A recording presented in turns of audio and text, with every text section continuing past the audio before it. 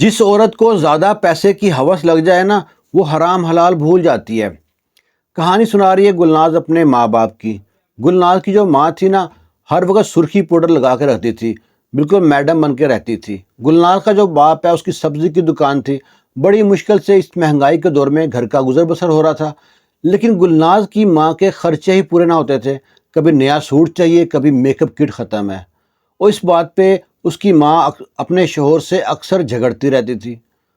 شوہر اس کا اچھا آدمی تھا، برداشت کرتا تھا۔ آخر ایک دن جھگڑا اتنا بڑا، گلناز کی ماں کہتی ہے تو ہمیں پال ہی نہ سکتا، مجھے طلاق دے دے۔ اس دن باپ بھی غصے میں تھا گلناز کا، اس نے بھی طلاق دے دی۔ گلناز کی ماں نے اپنے بھائی کو فون کیا جو رکشہ چلاتا تھا، اپنا رکشہ لے کے آیا، ہم سب کو لے گیا اپنے گھر میں۔ ماموں گھر چلے گئے۔ ماموں تو بہت اچھے تھے، کچھ دن ممانی بھی بہت اچھی رہی، لیکن ممانی تنگ آ گئی۔ وہ کون سے لینڈ لارڈ تھے، نارمل لوگ تھے۔ رکشے والا چلانے والا آدمی کا کتنا خرچہ، کتنے پیسے ہوں گے اس کے پاس۔ آخر مامی کے جھگڑا شروع ہو گیا امی کے ساتھ۔ تو امی کہتی ہیں اپنے بھائی سے کہ تیرے لاہور میں ایک دوست ہے نا تیرا، وہ کوٹھیوں میں مالی کا کام کرتا ہے، اسے کہنا ہمارے لیے کام پتہ کرے، ہم وہاں پہ گھروں میں کام کریں گے اور تو وہاں پہ رکشہ چلانا، اپنے بیوی بچے کو بھی وہاں لے آنا۔ لاہور شہر ہے، وہاں تو کام بہت زیادہ ملے گا۔ آخر ماموں نے بات مانی اور پتہ کیا دوست سے۔ اس نے کہا میں نے پتہ کرایا، کوٹھیوں میں کام مل جائے گا، آپ آ جاؤ۔ لو جی، ماں تینوں بچیوں کو لے کے لاہور پہنچ گئی۔ وہاں کوٹھیوں میں کام مل گیا، اور ہر کوٹھی سے کسی 3,000، کسی 4,000، کسی 5,000، کسی 2,000، کتنا کام کے حساب سے وہاں پہ کام مل گیا۔ ماں خود بھی ساتھ جاتی، بچوں کو ساتھ لے جاتی، تینوں بچیوں ساتھ کام کرتی، اور مہینے بعد ماں کے پاس 30-35,000 جمع ہو گئے۔ ماں بڑی خوش۔ ایسے یہ کوٹھی نے کوارٹر دے دیا، وہاں رہنے کو، سر چھپانے کو جگہ مل گئی۔ ماموں مامی سب ایک گھر میں رہتے تھے۔ ایک جو مالکن تھی نا کوٹھی کی، اس کا شوہر نا شہر سے باہر جاتا تھا، تو مالکن اکیلے ڈرتی تھی۔ وہ کہتی تھی ماں سے کہ اپنی بڑی بیٹی کو گلناز کو نا رات کو میرے پاس چھوڑ دیا کرو۔ ماں کہتی ٹھیک ہے۔ وہ اس کام کے ایکسٹرا پیسے دیتی تھی۔ ماں رات کو چھوڑ آتی بیٹی کو، اور ایک دن پھر وہ کہتی ہے کہ میرا شوہر گھر سے باہر ہے، اپنی بیٹی کو بھیج دے۔ ماں نے پھر کہا ٹھیک ہے۔ اس دن ماں نے یہ غلطی کی کہ جہاں پہ کوٹھیاں شروع ہوتی ہیں وہاں پہ ایک چوراہا سا تھا، جو چاروں طرف رستہ جاتے ہیں اس کو چوراہا کہتے ہیں۔ وہاں بیٹی کو چھوڑا کہ سامنے کوٹھی تو وہاں چلی جا۔ بیٹی کہے ٹھیک ہے۔ اب بیٹی وہاں سے کوٹھی کی طرف جا رہی ہے، راستے میں بندر کی ڈگڈگی کی آواز آ رہی ہے، جو بندر تماشا دکھاتا ہے نا، مداری دکھاتا ہے تماشا۔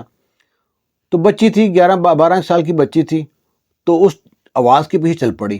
دیکھتی ہے کہ ایک جگہ کافی لوگ جمع ہیں اور مداری ڈگڈگی بجا کے تماشا دکھا رہا ہے بندر کا۔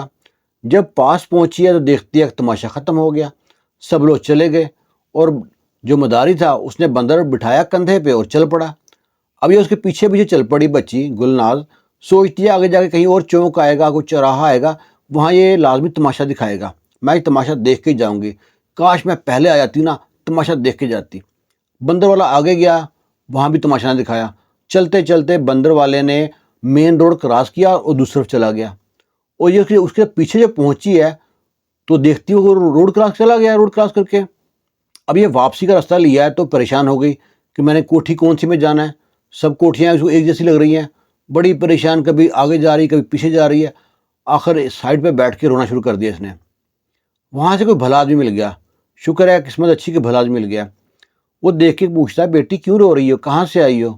اس نے بتایا کہ میں گھروں میں کام کرتی ہوں، کوٹھی میں کام کرنے آئی تھی، کوٹھی بھول گئی ہے۔ وہ آدمی کو ساتھ لے کے دکھایا یہ ہے کوٹھی، وہ یہ والی کوٹھی ہے، کہتی یہ بھی نہیں ہے۔ اس سے پوچھتا تمہارا نام کیا ہے، تمہارے ماں باپ کا نام کیا ہے؟ اس نے نام بتایا۔ وہ آدمی پوچھتا تمہارا گھر کدھر ہے؟ اب گھر کا اس کو آئیڈیا ہی نہیں تھا، ہاتھ کے اشارے سے کہتی ہے اس طرف ہے۔ اب یہ بندہ بڑے پریشان تھا، اب اس کو بھی آگے بھی جانا تھا کام پہ۔ اس لڑکی کو گلناز کو لے کے ساتھ ہی جامعہ مسجد تھی، اس کے امام صاحب کے پاس لے گیا۔ امام صاحب سے کہتا ہے کہ یہ جو بچی ہے اس کا اعلان کرائیں۔ امام صاحب نے اعلان کرایا، کوئی نہ آیا۔ بچی کو امام صاحب گھر لے گئے، پھر اعلان کرایا، کوئی نہ آیا۔ شام کو پھر اعلان کرایا، کوئی نہ آیا۔ اب بڑے پریشان، تو فیصلہ کیا انتظامیہ نے کہ بچی کو اپنے پاس رکھ لیں، ایسے بچی کو چھوڑنا بری بات ہے، ماحول بڑا خراب ہے۔ امام صاحب جو مسجد کے تھے بچی کو اپنے پاس لے گئے۔ وہاں گلناز کو اس کی دوست مل گئی، اسی کی ہم عمر لڑکی تھی، اس سے وہ کافی دوستی ہو گئی۔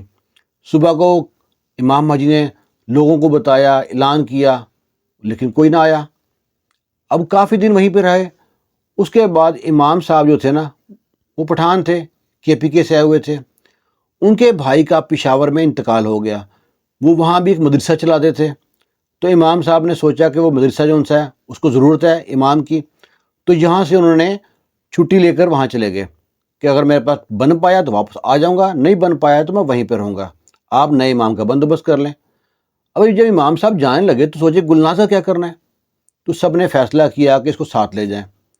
اب گلناز کو امام صاحب ساتھ لے کے پشاور آ گئے، یہاں مسجد کا انتظام سنبھال لیا۔ گلناز نے بھی جہاں پہ سپارہ پڑھا، قرآن پاک پڑھا، ایسے ہی ان کے ساتھ ایسی رہتی ہے، ایسی ان کی بیٹیاں رہتی ہیں، پشتو بھی سیکھ لی وہاں پہ۔ اور وہاں پہ جو بچیاں بڑی ہوئی ہیں، جو گلناز کی دوست تھی، اس کی بھی شادی ہو گئی۔ اب دیکھتے ہی دیکھتے خاندان میں ایک بندے نے، جو گلناز تھی، اس کا بھی رشتہ مانگ لیا۔ ابھی گلناز کی اتنی عمر نہیں تھی، مشکل سے 19 سال کی ہوئی تھی۔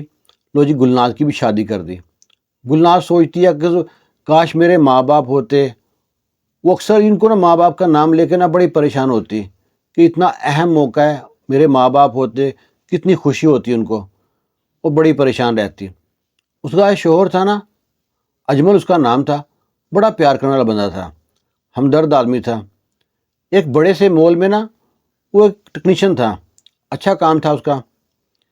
تو اس کا جو مالک بڑا رحم دل تھا، اس سے بڑی دوستی تھی، جو مول اس کے دوست کا تھا وہیں پہ ٹیکنیشین تھا۔ اب وہ اس کو بڑا خیال رکھتا۔ وہ اپنے شوہر سے کہتی رہتی کاش کبھی ہم گھومنے جائیں لاہور، وہاں ہم کو میرے ماں باپ مل جائیں، کیوں نہ ہم چلیں۔ اب اس کے پاس بھی اتنی سرمایہ تو نہیں تھا اجمل کے پاس کہ لے کے جائے اس کو وہاں پہ، بڑا سمجھاتا ہے۔ آخر جو اس کا دوست ہے نا مول والا، ایک دن کہتا ہے کہ ہم کو نا کچھ وہاں پہ پراپرٹی خریدنی ہے لاہور میں، تو میرے ساتھ چلو۔ اس کا دوست ساتھ جاتا ہے، وہ ڈرائیو کرتا ہے، وہاں پہنچتے ہیں لاہور میں۔ لاہور میں جاتے ہیں دادا دربار پہ، چلو یہاں پہ سلام کر جائیں۔ وہ پیروں فقیروں کو ماننے والا تھا۔ وہ پہنچے ہیں دادا دربار پہ، وہاں پہ نا ایک بندہ دیگ بانٹ رہا ہے، اور نا اسے ایسے ہی سلام دعا ہوئی۔ سلام دعا ہوتے ہوئے پوچھا کس بات کی دیگ بانٹ رہے ہیں آپ؟ وہ کہتا ہے جی میری اتنے سال پہلے نا بیٹی بھتیجی تھی نا، وہ کھو گئی، بھانجی کھو گئی ہے، اس کو ڈھونڈنے کے لیے ہر سال نا جہاں دیگ بانٹتے ہیں، اس بار بھی دیگ بانٹنے آئے یہاں پہ۔ وہ کہتا ہے اچھا کب کی بات ہے؟ اس نے بتایا اتنے سال ہو گئے ہیں۔ اس کا کیا نام تھا؟ اس نے نام بتایا جی گلناز۔ اور وہ اچانک سے، وہ سوچا بھی نہیں تھا کہ بندہ مل جائے گا، اس کا ماموں مل جائے گا۔ اسے بتاتا ہے کہ میں گلناز کا شوہر ہوں، گلناز کی شادی ہو چکی ہے۔ وہ بڑے خوش ہوتے ہیں، وہ کہتے ہیں ٹھیک ہے اپنا ایڈریس بتا دو، اپنا فون نمبر دے دو، ہم آپ کے پاس ملنے آئیں گے۔ وہ کہتے ہیں ٹھیک ہے۔ وہ آدمی کہہ کے چلا جاتا ہے وہاں سے، کیونکہ وہ گاڑی والے کے پاس آئے تھے، دکھنے میں امیر لگ رہا تھا، انہوں نے سوچا یہ امیر آدمی ہوگا۔ اب نہ یہ چلے گئے اپنے گھر، جا کے وہ اپنی بیوی کو بتایا ایسے ایسے تمہارے ماموں ملے تھے۔ وہ بڑی خوش ہوتی ہے، وہ روز انتظار کرتی کہ آج میرے ماں باپ میرے ماموں وغیرہ آئیں گے ملنے، ہر روز انتظار کرتی۔